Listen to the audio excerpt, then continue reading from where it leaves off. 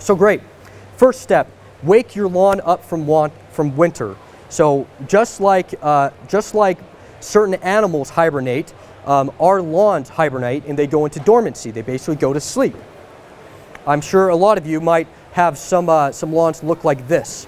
So some of the ways that we can prepare our lawn for mowing, which is mowing is actually very stressful for turf grass.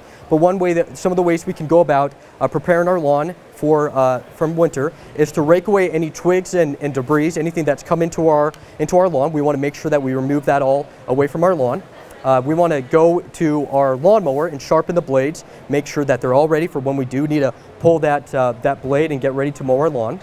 And then we also need to make sure that the spark plugs, the oil, everything in the lawnmower is ready to go. After that, we need to go through our lawn and just lightly rake up your lawn so that it's not going to be so matted down. Most of the lawns I'm seeing as I'm driving around right now, hardly anybody has done that with their lawn yet. Everybody still has the snow-packed lawns. So what I recommend is just get a light leaf rake, and you don't have to do it really vigorously. Just lightly lift up the leaf blade of your lawn, and by doing so, that's going to open up some oxygen in the pores of your lawn, and that's going to help wake up that turf grass. And it's going to have the ultraviolet rays. It's going to have the sun hit it, and it's going to wake it up even more. Now, some people, and this is actually a photo from my lawn, you might have some snow mold. Does anybody in the crowd have snow mold in their lawn? Okay, so that's very common. Don't be ashamed of it. I even have it, and I'm a professional turf grass guy. Rio Tinto Stadium has it. I mean, this is okay to have. It's nothing to be ashamed of. So what you need to do to rake up snow mold is just instead of doing a light raking, you need to do it a little bit more vigorously.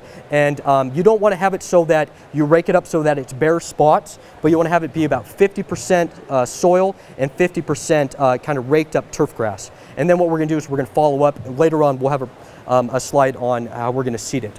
And then if it's really bad, you can use a number of fungicides for snow mold. And if you guys want some tips on some that you can use, come see me afterwards and I can give you some ideas on that.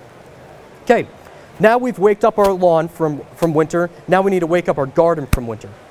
So the way we do that is we need to, just like our lawn, we need to pick up any debris that's in our garden. For me, I found a lot of candy wrappers. I found a lot of trash, just a lot of really random stuff in there.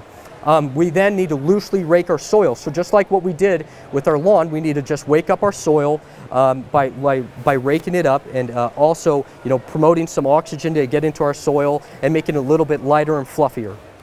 After that, we need to go through our trees and shrubs that are throughout our garden and just see how they did in survival.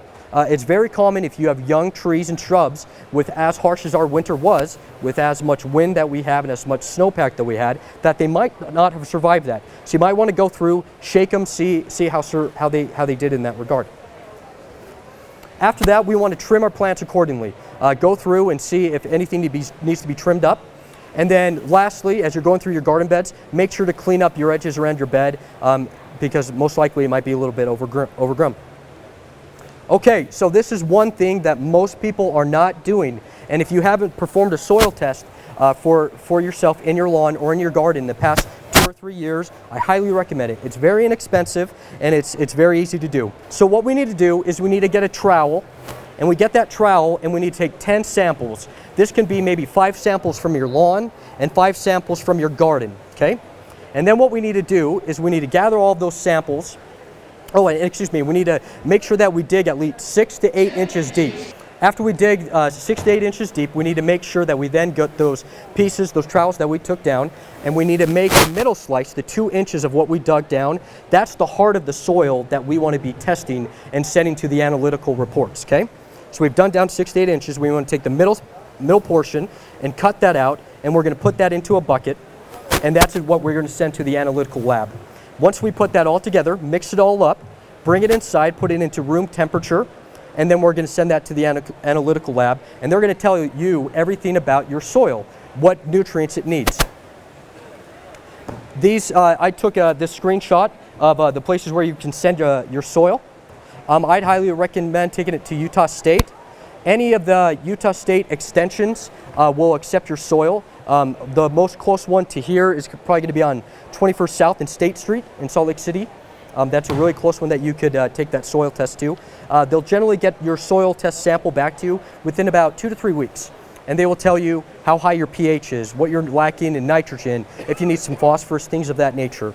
And by that, you'll then know what nutrients you need to be putting into your soil, which is the engine behind everything and growing a good, healthy lawn and garden. Now, after we performed our soil test and we've gone to those measures, the next thing we need to do is we need to weed spring our weeds, and we need to mulch our bare spots in our beds. Now, I don't know if you guys knew this, but weeding is voted as the most arduous gardening task, which is crazy to me because I love weeding. My wife thinks I'm crazy for it, but I like going out and pulling weeds. But I would not put off pulling weeds right now, because the thing about weeds in spring is they are very, very small. The roots of your weeds are going to be not very deep, and if you get those weeds and you start pulling them up, right now you're going to be getting ahead of the curve. So the idea is, if you get a pole, if you get a hoe, and if you get on your gloves and you start pulling them now, they're going to be much easier to pull now than they are when it's going to be midsummer. So right now is an ideal time, if you're noticing any weed material in your lawn or in your garden, to be pulling those. Secondly, if you have any mulch in your garden, if you have any bare spots, now is an ideal time to purchase more mulch and to cover those areas, so you're going to make it so that more weeds and more weed seeds, if they do come in, you'll be able to block those. So happy weeding, and also don't forget to mulch those bare spots.